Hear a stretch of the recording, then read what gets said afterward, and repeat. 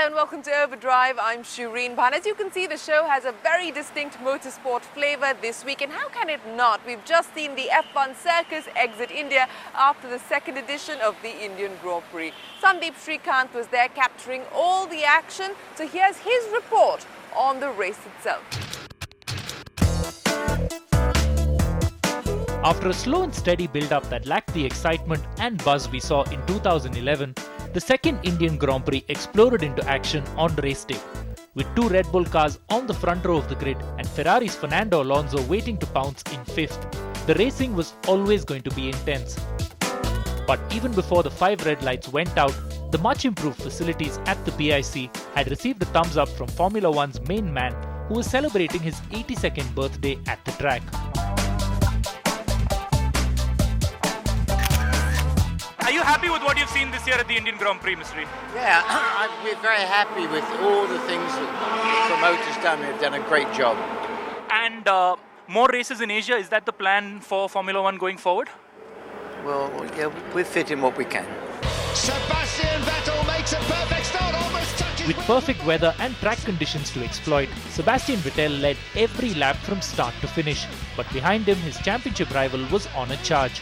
Alonso mugging both McLarens with an audacious move on lap 1 and then attacking all the way to the finish to overtake the second Red Bull when Mark Webber developed issues with his KERS system. Fantastically driven.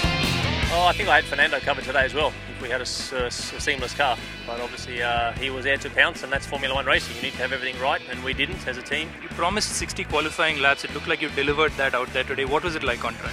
Yeah, it was maximum push, maximum aggressive on the start, on the overtaking maneuvers, etc. So everything was according to plan, and second place. We are happy and proud with our work, but as I said, we need to keep pushing. We need to improve the car, especially on Saturdays, because on Sundays we are a little bit more competitive. But I'm incredibly confident that I'm optimistic for the championship.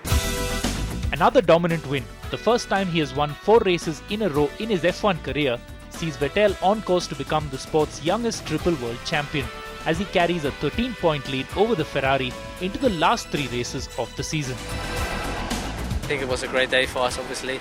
A very important step. Important to keep the lead from lap 1. Obviously, there's a long straight line after turn 3. It was important to stay ahead right straight away. From then onwards, it was clear. I tried to obviously pull away, so I was pushing every single lap, trying to open a gap, and which was very important. I think on the hard tyres, Ferrari and McLaren were very competitive, and at some stage quicker than us. So it was good to have a bit of a gap to take the patience, take the time to wait a little bit, see how the tyres react, and then push again towards the end. Michael Schumacher. Further down the field, Michael Schumacher was hit from the back on the first lap, ending all hopes of a crowd-pleasing charge. Sahara Force India's Nico Hulkenberg finished a surprising 8th, and Naren Karthikeyan put in a brave drive in a car that suffered numerous problems to finish 21st. I was trying to give a nice show for all the fans. It's a shame because I thought to do a reasonable job being offset in the grid 14s, hopefully going to the points, so some good overtaking could have been possible.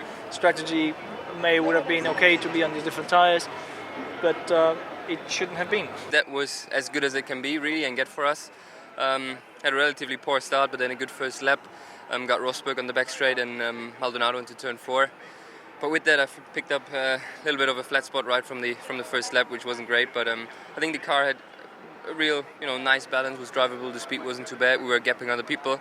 Obviously, in terms of tyre wear, the car behaved well, and we made the one-stop work. This was the pace of our car, and we had in the first lap. I had an incident with one of the K-rams, and I lost a part of my front wing. We had a little bit of balance problems after that. And then we had.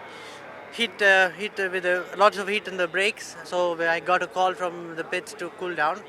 So after that I encountered a lot of blue flags, and then I knew we would have brake problems. The other car seems to have had the problem, so we had to conserve the car and get it over the line, and that's what we did. But pace wise, I couldn't do much more than this. This is the maximum. While the race itself was dominated by Red Bull once again, an encouraging sign for the organisers was the surprisingly large turnout. with close to 65,000 fans attending race day and adding to the atmosphere, though experts say more government help is a must. If you look at what happened to Singapore, their tourism figures after Formula One went there and changed the image of Singapore overnight, literally overnight, Singapore became a different place. And that's the sort of thing that Formula One has the power to do. And therefore, really, the promoters should be going to the governments and saying, look, chaps, you should pay. You know, imagine having an Olympic Games privately funded. It's not going to happen, is it? So why is Formula One privately funded? It's the same kind of level of impact in terms of exposure globally. Okay, the Olympic Games is all at one go, but every 4 years. That Formula One, I think, is more effective because it's always there. I did tell everybody that we will have 65 to 70,000 people, and I think we did. So people were speculating of 20,000, 30,000. But, you know, you've got to be patient. The grandstand was absolutely packed. Okay, and all the stands around as well. Not fully packed, but still, you know, a fairly good crowd, I must say, for the second year. But I think from next year it will now stabilize because now people know the event is here, it's established credibility, you know, things like that. So it's great. And just like that, the Indian Grand Prix weekend is at an end. Sebastian Vettel just winding up some final media interviews, and the entire Formula One circus is packing up to move on now to its next destination in Abu Dhabi a week from now.